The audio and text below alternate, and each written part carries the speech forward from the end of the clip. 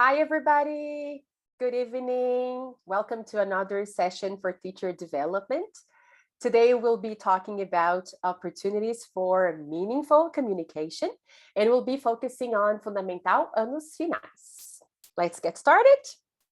I think that the first step we can take is to go back to BNCC and have a look at what they say about this dimension of English learning. They talk about communication, they talk about meaningful communication, and they call it eixo oralidade. So let's have a look at what BNCC has to say about it. Follow here with me.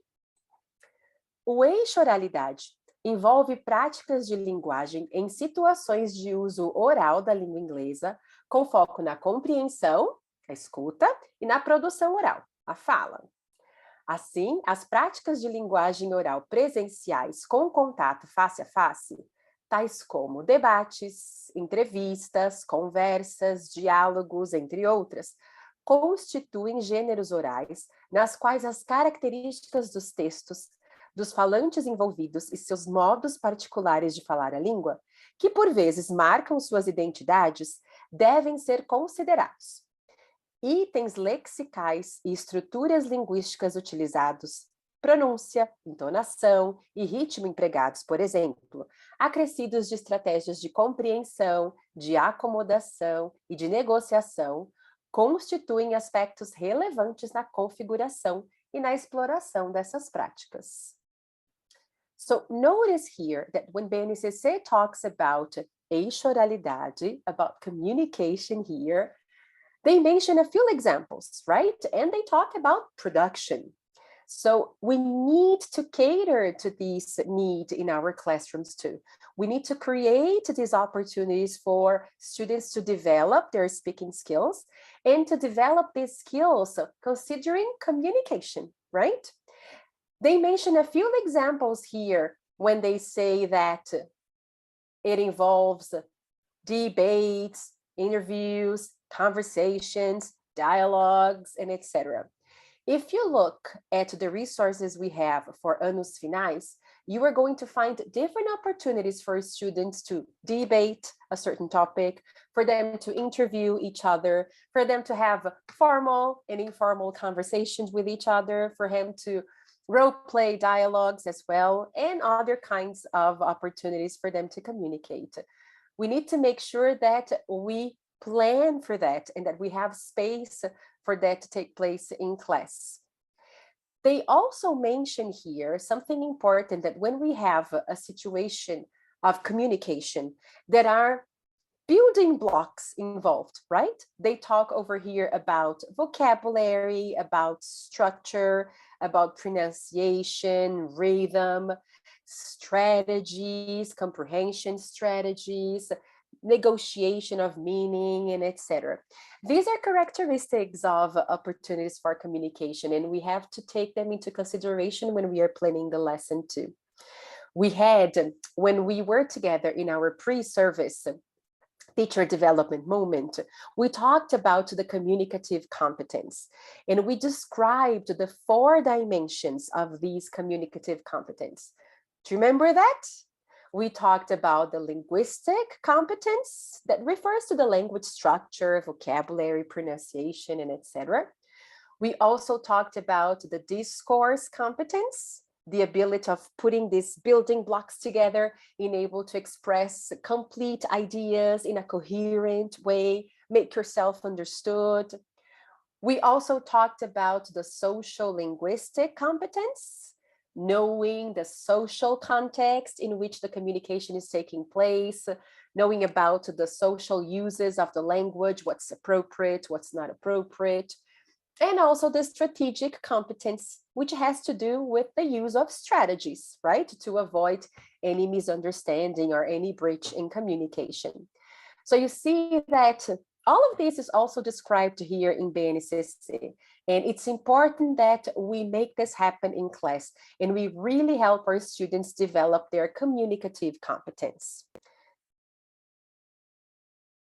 So what I'd like to share with you today, I don't think this is new, but it's a good reminder, Every lesson has a communicative goal. If you look at any lesson you are going to prepare and teach in Anos Finais, you will be able to recognize a communicative objective, a communicative goal there. Think about it like this, like the example you have here. By the end of each lesson, students will be able to talk about something, ask and answer about something, describe something, discuss something, express their opinions about. We are talking about opportunities for communication here. Talk about, ask and answer, describe, discuss, express their opinions about. Have a look and try to do this exercise. Try to think of the communicative goal for each lesson you are going to prepare by having this in mind. By the end of this lesson, the students will be able to, I'm sure you are going to find one for each lesson you teach. And today we are going to see an example together and try to identify what the goal is and why it is relevant. So look, let's do the following. We are going to choose one sample unit of the decoding series. We are going to look at the downloading section. Remember this section of the book? We are going to try and find out what the communicative objective is. By the end of this lesson, the students will be able to, etc. And we are going to think about why it is meaningful and relevant. How this communicative objective prepares students for opportunities outside school when they will need to use English as well. Let's have a look at that lesson. I'm going to show you a sample lesson here, but feel free to do the same thing when you are studying while watching this session. See if you can do this exercise, this task on your own. And then if you have questions, go ahead and get in touch with us, okay? Let me share this lesson with you. Let's start with this example here. This is decoding 1 and unit 2. Let's look at the downloading section right over here, okay? This is the task students are supposed to do by the end of the lesson. Imagine you are talking to Tom. Complete the dialogue, use your information. What's your name? My name is. Where are you from? I'm from. So if we look at this downloading section, the part in which students are supposed to produce, right, to communicate with each other, we can identify the communicative objective here for this whole lesson. What is it? By the end of this lesson, students will be able to share personal information, such as their names and where they come from. So here it is. This is what I want to help my students achieve, right? And why is it important? Why is it relevant? Giving personal information is one of the things, the first things you need to do when you travel, when you go on a different experience, when you apply for an exchange program or a course. So this is going to be very important for students. Let's look at another example. This is DC decoding 2, unit 6, okay? Again, let's have a look at the download section, that part of the book in which students are supposed to communicate with each other in a more autonomous way. The task they have here in the downloading section says, work with a partner, choose an avatar, and use the dialogue to describe it, and then switch roles. And the dialogue goes like this. What does your avatar look like? He has brown hair. Does he wear glasses? Yes, he does. His number? Da-da-da. That's right. So what is the communicative objective of this lesson? Think about it. By the end of this lesson, students will be better able to describe people's physical appearance, physical characteristics. So this is what I'm building my lesson to achieve with my students by the end of it. Why is it relevant? Why is it important for students to know how to describe people? Think about situations outside school when they have to use what they studied here. For example, If they are abroad and they need to find someone and they need to describe this person to find him or her. If they need to describe an artist they like, if they're playing a game with their friends and they have to describe someone for their friends to guess. So you see that what they studied here can be used in informal situations like talking to friends, to foreigners, right? But also when they travel and they have experiences in other places, in other countries, okay? Let's look at one more example. Okay, this is decoding 3, unit 8. Let's have a look at the downloading section text. It says, imagine you are a teacher at a school. Look at the class contract and put a check next to the activities that are permitted and an X next to the activities that are not permitted. And then after students do this first part of the task, the second part is work with a partner. He or she is a new student in your class. Answer his or her questions about the contract and then switch roles. So the communicative objective here is to enable students to express permission and prohibition. Talk places. The example here is a classroom, right? But we can't express prohibition, permission, because they should be able to understand rules and regulations of different places they might go to. They can go to a museum, to a hospital, to a school, to a university. They can go to a hotel, and they should be able to understand, to ask about different rules and regulations as well, okay? The last example we are going to see, let's have a look together. This is decoding 4, unit 6. Let me show you the downloading section here. The task is, imagine one of your parents gave you this to-do list. Cross out 4 chores you have already done. And then work with a partner. Imagine you are his or her parent and ask questions to check the chores. Then switch roles. By looking at this final part of a lesson where students are supposed to communicate in a more autonomous way, what is the communicative objective here?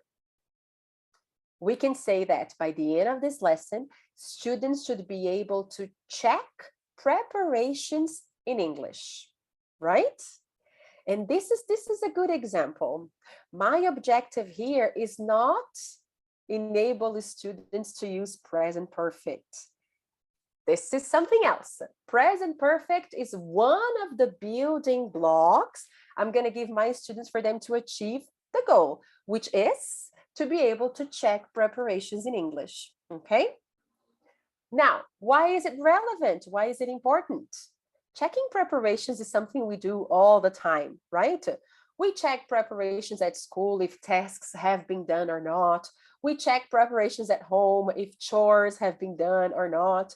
We check preparations at work if we did what we were supposed to do or not.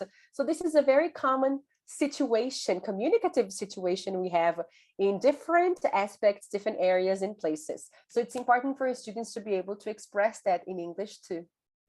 So as you can see, any lesson, any unit, any book you're using, any resource you're using, you will be able to identify the communicative objective of the lesson. My suggestion is always have a look at the downloading section, because the downloading section is this moment when students are supposed to communicate in a more autonomous way, right, with each other. And you'll be able to see what kind of production is expected. And when you understand what kind of production that is expected, you can clearly see the objective of this lesson.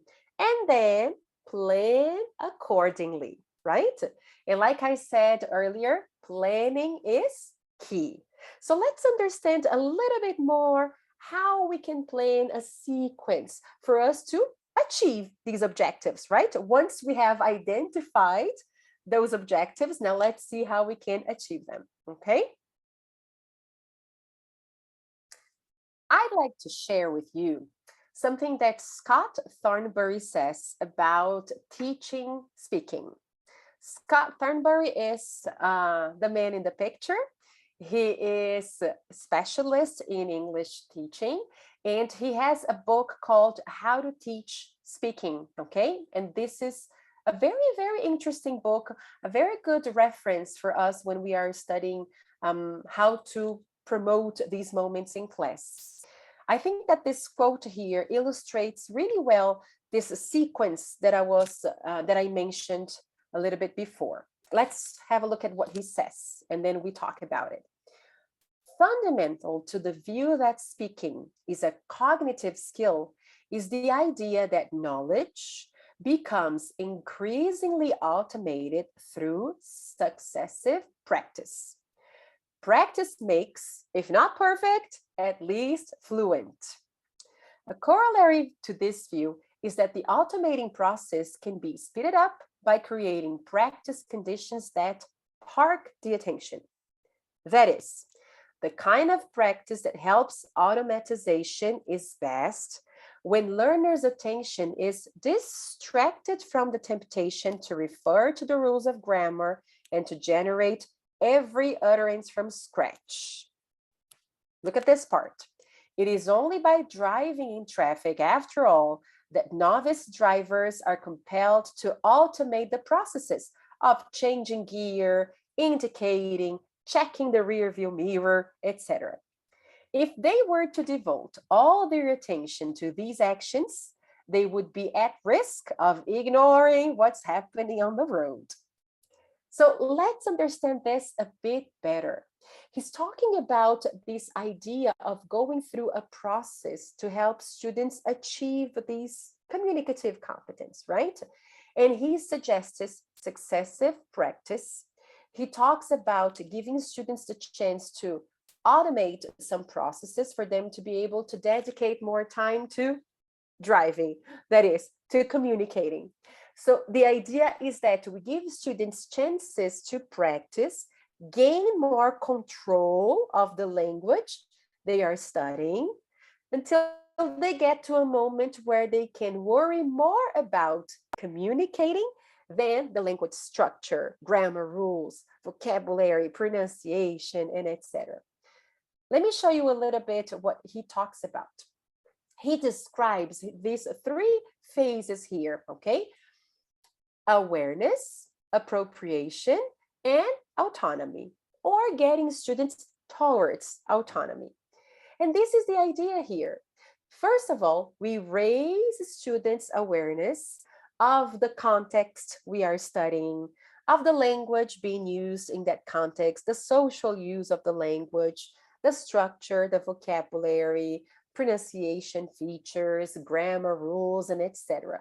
We raise this awareness, we make it evident, we have students notice, deduce the rules, understand and recognize how they work. Then we go to a phase of appropriation. We need to give the students different opportunities for them to practice and gain control of the language they're studying, appropriate the language they're studying. This kind of practice is more controlled, more guided. There is a teacher support all the time, so students feel more confident using the language they're studying. Till we get to a moment when students can use what they learned to communicate in a more autonomous way. If we think about the decoding series, the books we use with Fundamental Anos Finais, we can identify this learning cycle here in the way the book is organized. Can you guess what it is? Let me show you here. When we look at the decoding unit, each unit starts with a two-spread page, right? With three different sections, which are loading, uploading, and downloading. And this is the sequence we were talking about before. In the loading section, we are giving students an opportunity to become aware, right? Raising their awareness of the context we are studying, the way the language is used, what it is used for, recognizing patterns, rules, meaning. And then we have the uploading section, the moment students are going to practice, to test what they understood, check their hypothesis, gain control of the language, gain ownership of the language they are going to use. And then we get to downloading section, these ones we saw before together, right? Different moments for them to communicate with each other in a more autonomous way. Like a now you do it moment, right? So you see that you already have this sequence there, which makes it easier for you to plan your lessons, right? If you think about this step by step. Let's have a look at one of the lessons we saw earlier, okay? To see this sequence taking place. I'm gonna share here with you. All right, so this is Decoding 3, Unit 8. Remember that the objective, the communicative objective here is to enable students to express prohibition and permission and talk about rules and regulations. Let's have a look at the loading section. Look, students can see here a classroom contract with the students' rules, examples of what they can and what they can't do. They have visual support here to help them grasp the meaning. And look at the tasks they find here. Miss Silva and her students negotiated a classroom contract to make work during English classes. And then 2 students are asking the teacher for permission to do things in class, listen and read. So notice here that we start with the context, right? We want to raise the students' awareness of this social context in which the language is being used. So we tell them that this is a classroom contract, that this is a contract between teacher and students to make working during English class easier. So we're raising their awareness of what the language here is being used for, right? Which context it is. And visual support, pictures, they help us set the context in this activity, elicit from students what they see, what they understand. We're not talking about language structure, okay? But we're raising their awareness first of the context. And then, of course, second step, I can call their attention to the language that is being used, right? For example, when I show them this picture here, a red sign, and I ask them what it means, what message this conveys, and then I associate this message that they understand because of this sign with the word can't, they are likely to deduce that this is used to express prohibition in English, right? So I go from context to the language structure, from meaning to form, right? So students understand how to use this language. You see, in all of these moments here, I am raising their awareness of the language, right? Being used to here. What for and how. Oops, sorry, I turned the page. Let me go back. When I pay attention to the uploading section, have a look over here with me. Sam is a new student in the English class. Complete the dialogues. Look at the contract in activity 1. In this example here, I'm giving students a chance to use the language they are studying to gain control of it, right? So in a more guided way, right? They can refer to the example they studied before. The dialogue is ready for them. The words are there. And the teacher is going to be helping during this phase, right? Giving a lot of assistance, showing them if they are on the right track, or revisiting, explaining, rephrasing again if necessary. If as teachers we notice that something is not really clear, or there is something that we have to explain a bit further, right? Providing more examples and etc. So you see that this is a moment for them to appropriate the language they're studying, right? To gain control, okay? And then if we look at the downloading section, remember they have that task of one being the teacher, the other one being the student, asking each other about what's okay, what's permitted, what's not permitted, right? So notice that there isn't a dialogue for them to follow here. There isn't a script, right?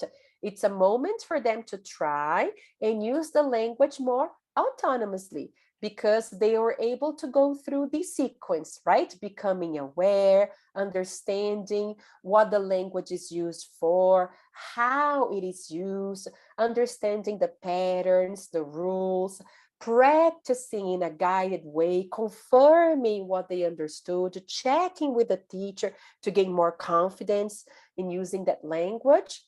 And then finally getting to this moment of communicating with a partner in a more autonomous way.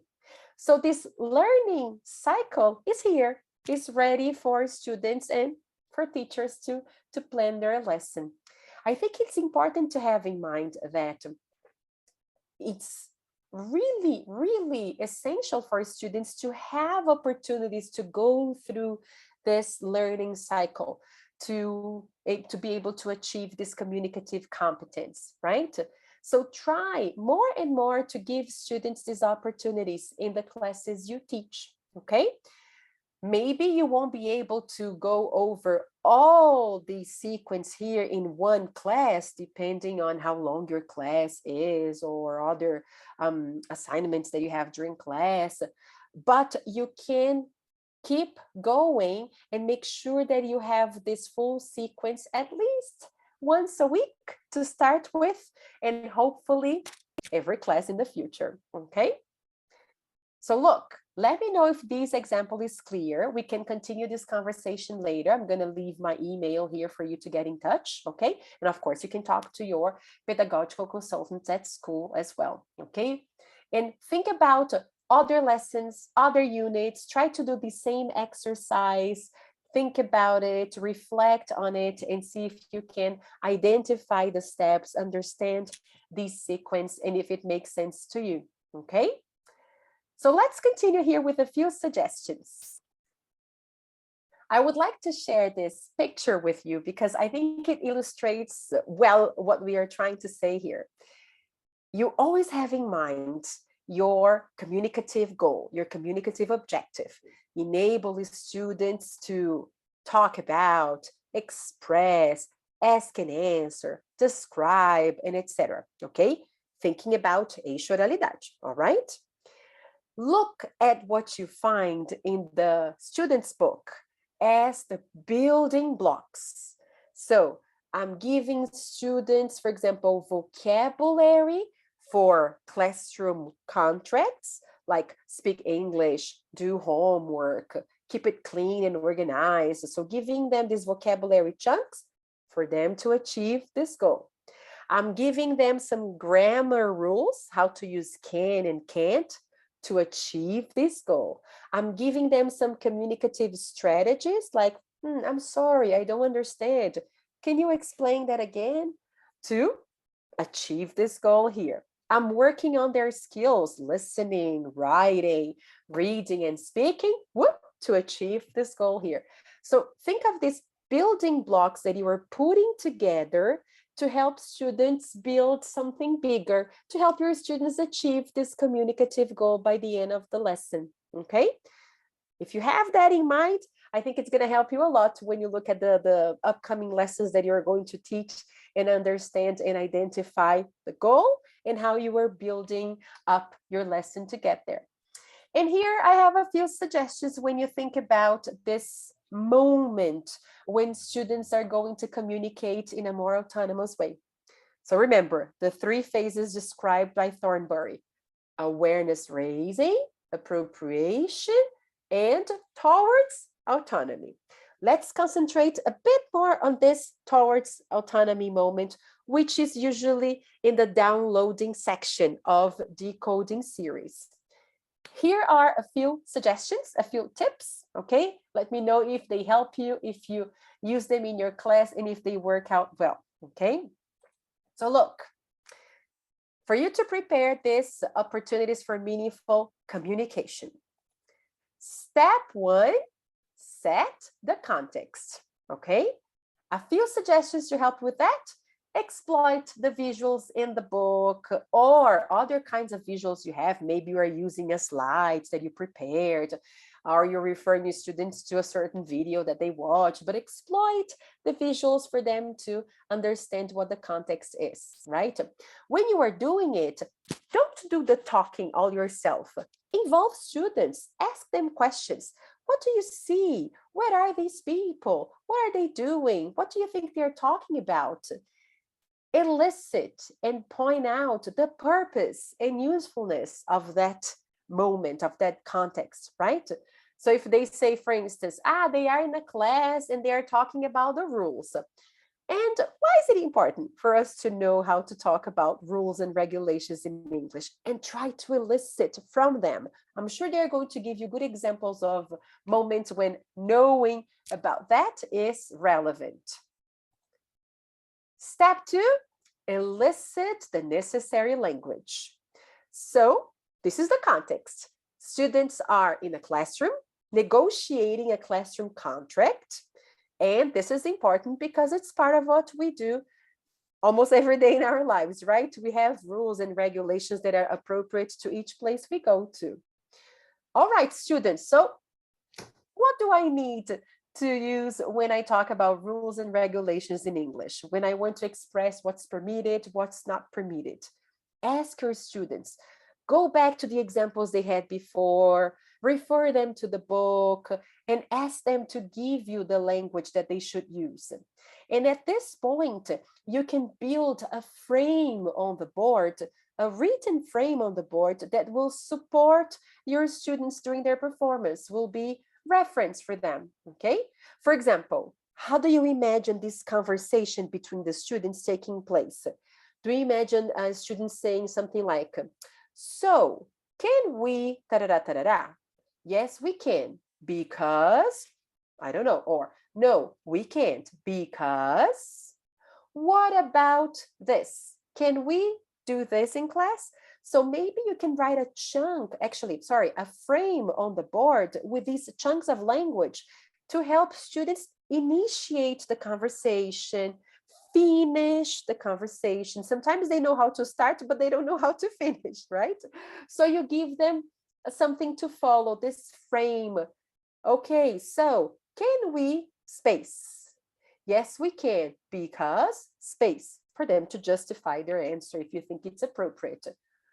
All right, and can we space? No, we can't, because, and then something for them to finish. Okay, thank you. So this is our classroom contract. Something for them to end the conversation. They have beginning, middle, and end.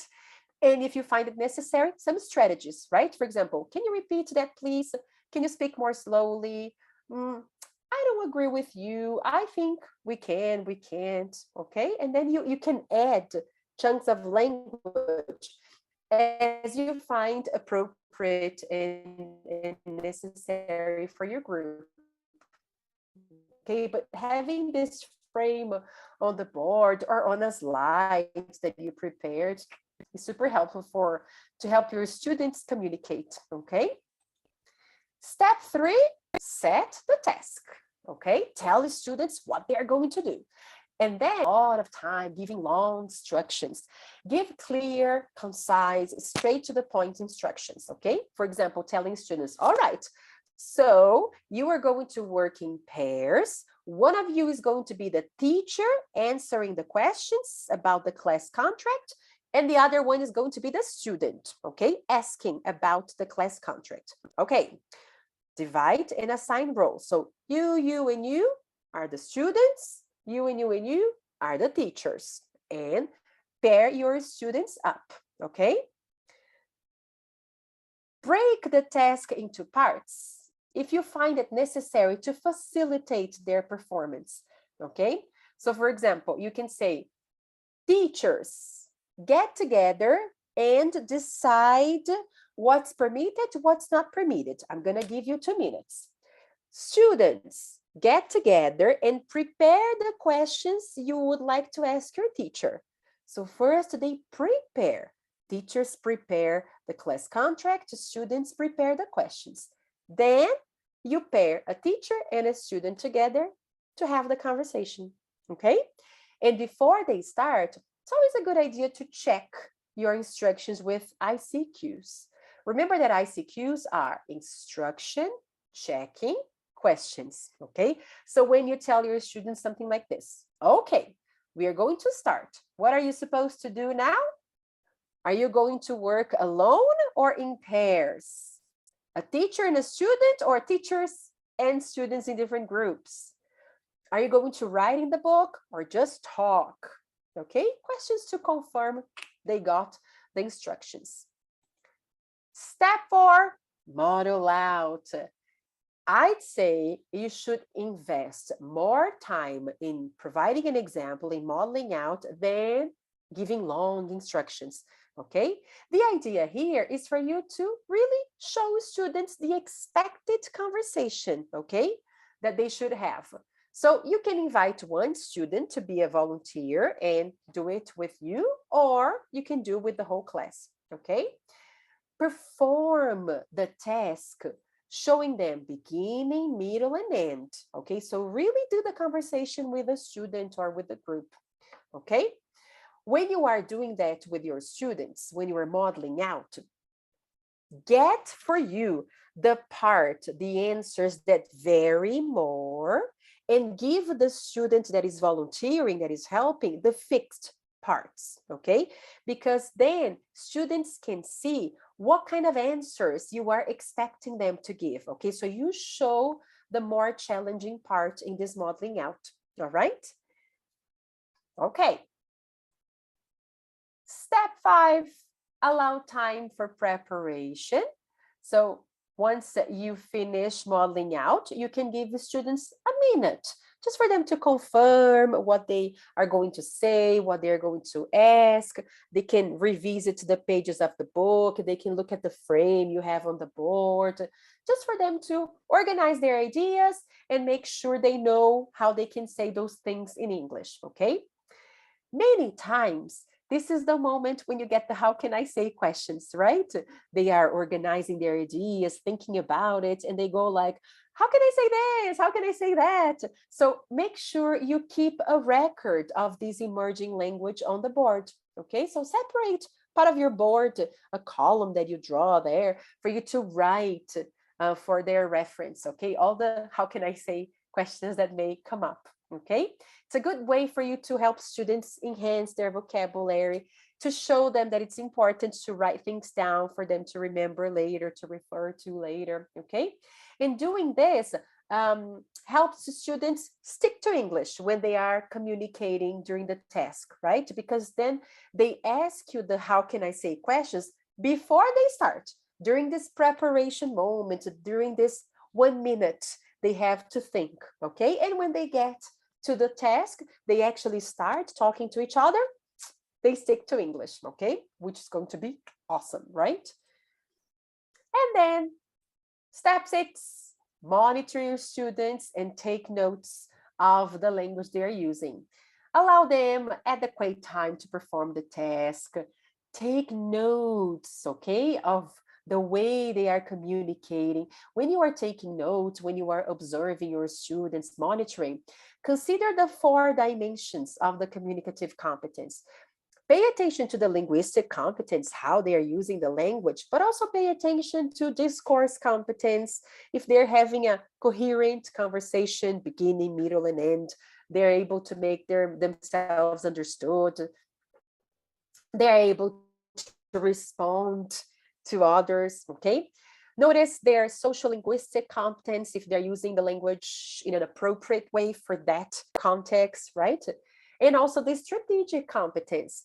Maybe they had some problems to understand each other, but they had strategies, good strategies to solve that problems. They rephrased something, they repeat it more slowly, they asked for clarification. These are good strategies that we use when we are communicating in another language and in our own language as well, right? It's nice for you to take notes of these things you observe for you to be able to give feedback later based on evidence, right? And this is actually the final step here. Okay, use your notes to give your students feedback based on evidence, on what you saw, what you observed. Okay, always start with positive things, how they use the language, the 4 dimensions of the communicative competence. There's always something positive for you to say about your students' production, about their communicative competence, their performance in a certain task. Okay, and I mentioned here, use descriptive praise. Which is actually the idea of describing what you're praising, right? If you say very good, all right, what was very good? Say it, okay? It was very good that you used the expressions we learned to talk about rules and regulations. For example, and then bring an example that you wrote down when you're listening to them. It was very nice that you use strategies to keep the communication going. There was a moment when it wasn't really clear and you asked the person to repeat, to explain. So give these examples too. Then encourage students to think about, discuss the language that should be reformulated, should be corrected. And again, get the examples you took notes of, right? You can write on the board, leave a blank where there was a mistake, and ask students to think about it, how they would complete that example, how they would say it in a different way, okay? But it's important to show them also these examples that should be reformulated, right? For them to learn from this opportunity that they had. And using the board or using any kind of presentation, maybe that you're used to doing with your students, to make feedback visible. So not only talking to them, right, orally going over these examples that you took notes of, but going to the board, writing down the good ones and the ones that should be reformulated, that should be corrected, okay? Usually writing things on the board makes this feedback, this learning moment more visible, more tangible for students, all right? Okay, so here are some suggestions, okay? If you think about timing, this example I gave you of the classroom contract, considering all these steps you have here, you probably would need about 15 minutes, maybe 20 minutes for you to be able to go through all of this. But of course, it depends on the class you're teaching, the students you have, the context, and etc. I would like to invite you to give it a try, okay? Let me just show you here step 8, if possible, okay? This is the one that you're going to keep up your sleeve as a wildcard activity and use it whenever you can, which is redoing the task, okay? I brought a quote from Thornbury again, from another book. It's a book called An AZ of ELT. And look at what he says about redoing the task. When learners repeat a task, even a relatively long time after its first performance, gains have been shown in both fluency and linguistic complexity. Bygate, another expert, suggests that this is because previous experience of a task is available for speakers to build on in subsequent performance. So there are only gains in redoing a task, doing something for a second time, third time, fourth time. You can do it in the same class. If possible, you change partners and then you do it again. But it can also be an activity that you redo after 1 lesson, 2 lessons, okay? To give students this opportunity, all right? So look, this is my question for you. How about giving it a try next time you teach? Let me know how it goes. Here's my email if you would like to continue this conversation. And if you would like to share the results of trying this out, I would love to hear from you, okay? Thank you so very much, and we'll be together soon, okay? Bye-bye. See you soon.